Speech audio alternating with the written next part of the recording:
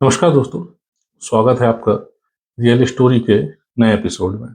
आज हम जिस कहानी की परतें खोलने जा रहे हैं, वह किसी हॉरर फिल्म से कम नहीं है। यह कहानी है 2006 की, जब भारत की राजधानी दिल्ली से सटा एक इलाका नोएडा एक ऐसे शख्स से दहला जिसने पूरे देश को सन्न कर दिया। 16 मासूम बच्चों की दर्दनाक मौतें, एक कोठी, एक नाला और ढेर सारे कंकाल। यह था निठारी हत्याकांड। 18 साल कानूनी लड़ाई की एक लंबी यात्रा, और आज नतीजा। कोर्ट ने कहा, इस हत्याकांड का कोई कातिल नहीं है। जिस रसोइये को 3 अदालतों ने फांसी दी वह आजाद है।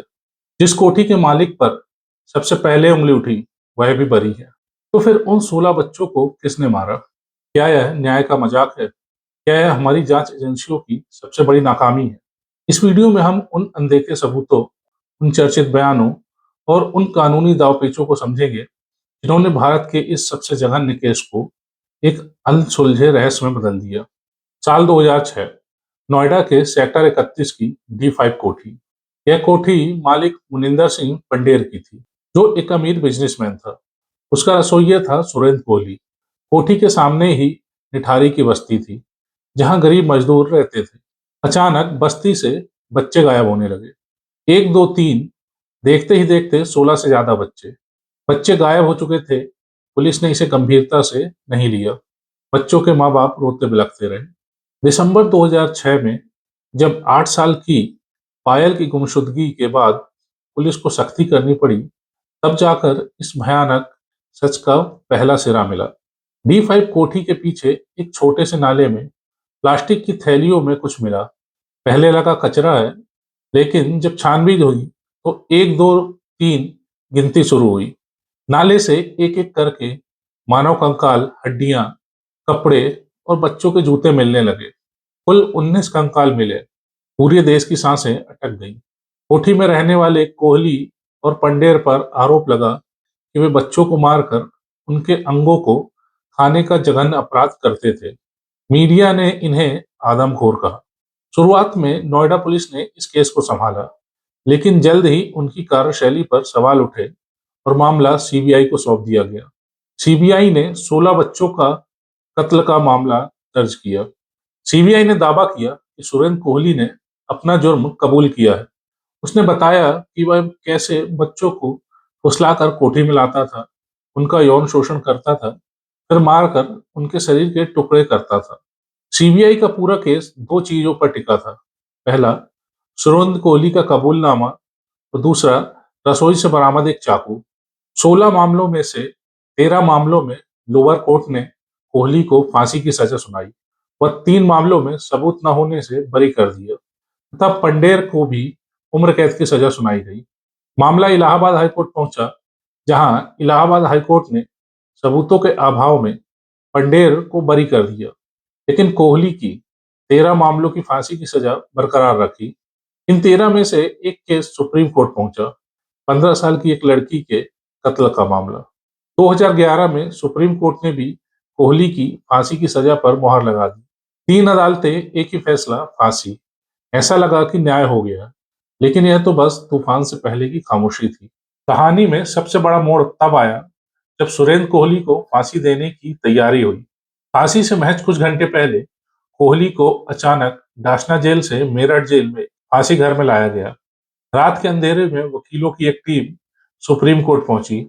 उन्होंने दलील दी, अभी 16 में से कई केसों के फैसले आने बाकी हैं। अगर फांसी हो गई तो बाकी केसों में सुनवाई कैसे होगी? उसे पेश होना है। सुप्रीम कोर्ट रात भर जागी और देर रात फैक्स के जरिए मेरठ जेल को फांसी रोकने का आदेश भेजा गया। कोहली मौत के मुहाने से वापस लौट आया। इसके बाद बाकी 12 मामलों पर इलाहाबाद हाई कोर्ट में सुनवाई हुई। कोर्ट ने सीबीआई केस की धज्जियां उड़ा दी। कोर्ट ने कहा, पुलिस कस्टडी में लिए गए बयान की कोई कानूनी औकात नहीं है। आरोप है कि कोहली को टॉर्चर करके बयान लिया गया। जो चाकू रसोई से बरामद हुआ वह इतना छोटा था कि कोर्ट ने कहा, यह चाकू बच्चों के शरीर के टुकड़े करने, उन्हें कुकर में पकाने जैसे भयानक कृत्य के लिए उपयोग लायक नहीं लगता है।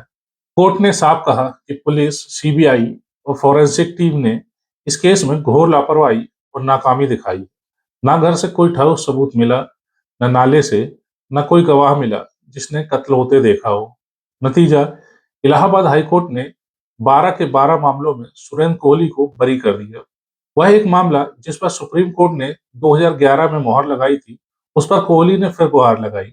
दलील दी गई कि मुझे फांसी देने में इतनी देरी हो गई है कि अब मैं हर दिन जी रहा हूं और मर रहा हूं। यह मेरे साथ क्रूरता है। इलाहाबाद हाईकोर्ट ने उसकी सजा को उम्र कैद में बदल दिया। अब कोहली के पास सिर्फ एक ही रास्ता बचा था, उपचारात्मक याचिका।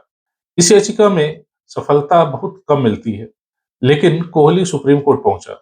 दलील दी, जब मैं 12 मामलों में बेकसूर साबित हो गया तो 13वें में कातिल कैसे हो सकता हूं। 11 नवंबर 2025 को देश की सबसे बड़ी अदालत ने अपना अंतिम फैसला सुनाया। 3 जजों की बेंच ने फैसला सुनाया। उन्होंने इलाहाबाद हाई कोर्ट के फैसले को सही ठहराते हुए सुरेंद्र कोहली को 13वें और आखिरी मामले में भी बरी कर दिया। आज मुनिंदर सिंह पंडेर और सुरेंद्र कोहली आजाद है। कानूनी तौर पर वे निर्दोष है। लेकिन कहानी खत्म नहीं हुई, कहानी अब शुरू होती है। अगर ये दोनों गुनहगार नहीं थे, तो फिर जो 16 बच्चों के कंकाल मिले, वे कौन बच्चे थे? उन 16 बच्चों को किसने मारा? उनका कत्ल करने वाला दरिंदा कौन है, जो आज भी आजाद घूम रहा है? 18 साल बाद नतीजा यह है कि भारत के इतिहास के सबसे भयानक हत्याकांड का कोई कातिल नहीं। यह हमारी जांच एजेंसियों की कार्यशैली पर एक काला धब्बा है। और देखिए इत्तेफाक, निठारी कांड से महज 5-7 किलोमीटर दूरी पर आरुषि हेमराज हत्याकांड हुआ। दोनों केस नोएडा पुलिस ने शुरू किया और फिर सीबीआई को सौंप दिया गया। दोनों केसों की अंतिम जांच सीबीआई ने की। आरुषि हेमराज का कातिल कौन, आज तक पता नहीं चला।